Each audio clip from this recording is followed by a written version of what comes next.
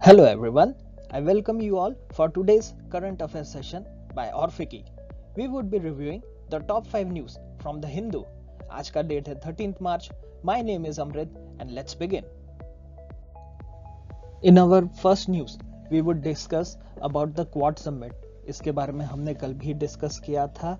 अभी ये quad summit के बारे में पीएम नरेंद्र मोदी ने ये एड्रेस किया है that some important issues like vaccine, climate change and emerging technology amongst the four nations is what make them a global force for good.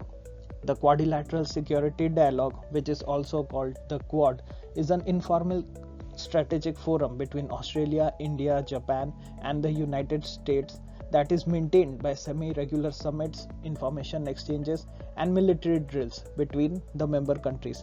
अभी ये जो फॉरम है इसके बारे में अगर मैं आपको थोड़ी हिस्ट्री बताऊं इसकी, तो it was initiated in August 2007 by the then prime minister of Japan mister Shinzo Abe.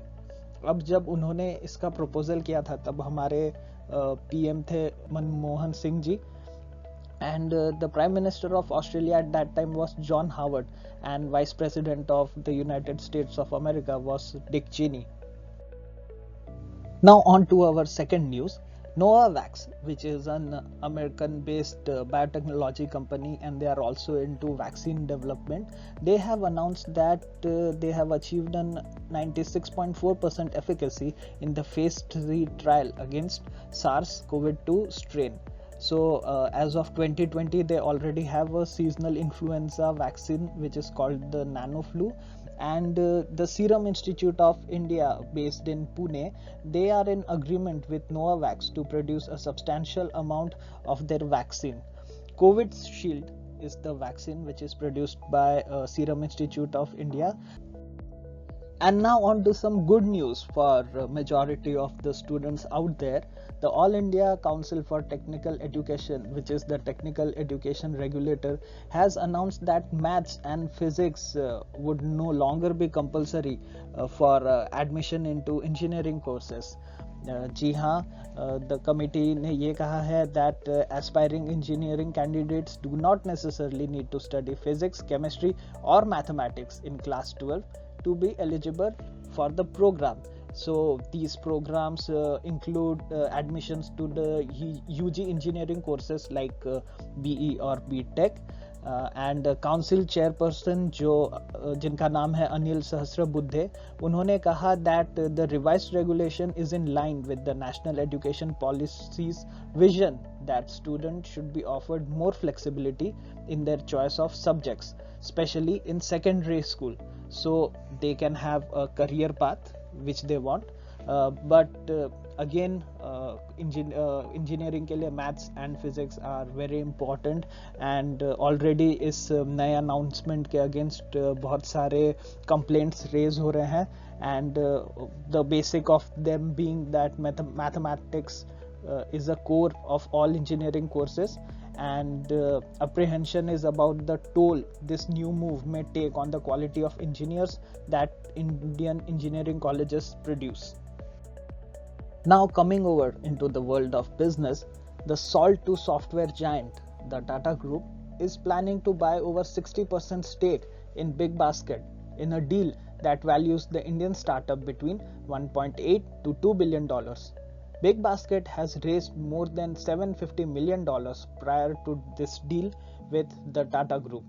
Chinese internet giant Alibaba, which owns nearly 30% stake in Big Basket, and another handful of investors like Abraj Group are getting a near complete exit from the startup as a part of their deal with the Tata Group.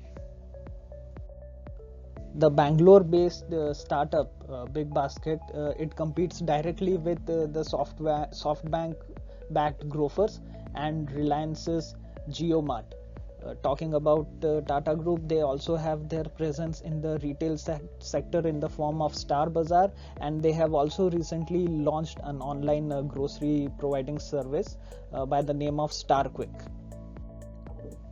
Talking about the world of finance, the center has announced that it is going to infuse rupees 14,500 crores in banks like IOB, Central Bank of India, and UCO Bank, which are still currently under the prompt corrective action framework.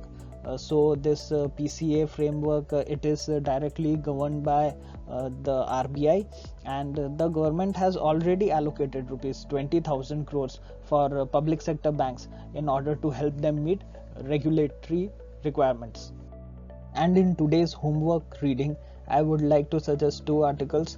The first one being the stop of influx from Myanmar. The center tells the state governments from Manipur, Mizoram, and Nagaland, Arunachal Pradesh to stop the influx of refugees which are coming from Myanmar because of the uprising of the junta against Aung San Suu Kyi.